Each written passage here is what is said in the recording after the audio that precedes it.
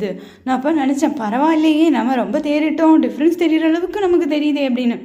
நந்தி இருக்காரா, நந்திக்கு பின்னாடி அந்த ஒரு இது மாதிரி ரவுண்டாக வச்சுருக்காங்களா, அது எதுக்கு வச்சுருக்காங்கன்னு தெரில. அது வந்து வைத்தீஸ்வரன் கோயில் நந்திக்கும் சிவனுக்கும் இடையில வச்சுருப்பாங்க உள்ளே. ஸோ டேரெக்டாக சிவனை பார்க்க முடியாது. இவர் வந்து சிவனை நம்ம நல்லா பார்க்கலாம், அவர் மறைக்கிற மாதிரி இருக்காது, அதுக்கும் பின்னாடி இருக்கும்.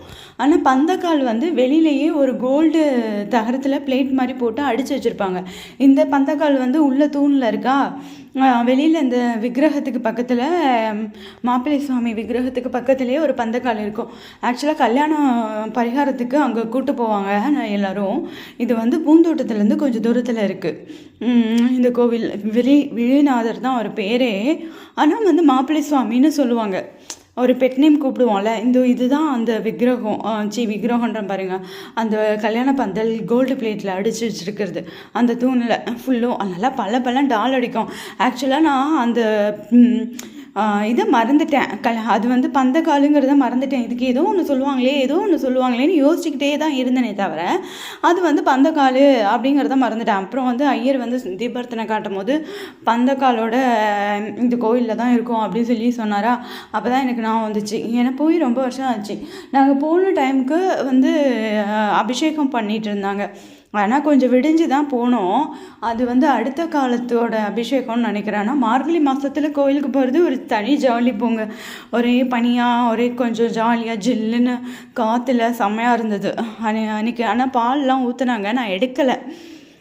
பால் ஊற்றுறதெல்லாம் எடுத்துகிட்டு சூடம் தீபார்த்தனை காமிச்சதை மட்டும் நான் எடுத்தேன். அவ்வளோ அழகாக இருந்தது. அப்போ வந்து அவருக்கும் அபிஷேகம் வந்து பந்தக்கால் இந்த பக்கம் இருக்கா, அந்த தூணில் பந்தக்கால் கோல்டு கலர் பிளேட்லாம் அடித்து வச்சுருக்காங்கல்ல. இவருக்கு அபிஷேகம் பண்ணும்போது தான் ரெண்டு பக்கமும் இவருக்கு அபிஷேகம் ரெண்டு பக்கம் கேட்டையும் ஃபுல்லாக ஓப்பன் பண்ணியிருந்தாங்க. இப்போ அபிஷேகம் பண்ணி முடிச்சுட்டு போயிட்டாங்களா, அதனால வந்து அந்த இதை வந்து கேட்டை க்ளோஸ் பண்ணி வச்சுருந்தாங்க. தீபார்த்தனை பார்த்தீங்களா, மதியம் வந்து காலையில் காலம் பண்ணிவிட்டு தீபார்த்தனை பண்ணாங்க. உள்ள அந்த மாப்பிள்ளை சுவாமிக்கும் காட்டுறாரு பாருங்களேன், உருவமாக நிற்பார். சிவனும் பார்வதியும் உருவமாக சேர்ந்து பெரிய உருவத்தில் நிற்கிறது. முன்னாடி லிங்கமாக உட்காந்துருப்பாங்க. அவ்வளோ அழகாக இருக்கும். இதே மாதிரி பெரிய லிங்கம் தான் வந்து திருவிடைக்காளி முருகர் கோயிலையும் இருக்கும். அதுக்கு வந்து நாங்கள் இனிமேல் போவோம்.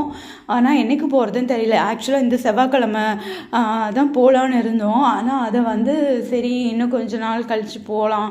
ஆனால் அதுதான் லாஸ்ட்டு செவ்வாய், அதுக்கப்புறம் வந்து செவ்வாய் கிடையாது. போகலாம், என்ன பண்ணலாம் அப்படின்னு தெரியலையே யோசிச்சுட்டு இருந்தோம். ஆனால் வந்து போகணும், எப்போ போகிறதுன்னு தெரில. திருவிடைக்காளி முருகர்லேயும் இந்த மாதிரி ஒரு சிவன் இருப்பார். ஆனால்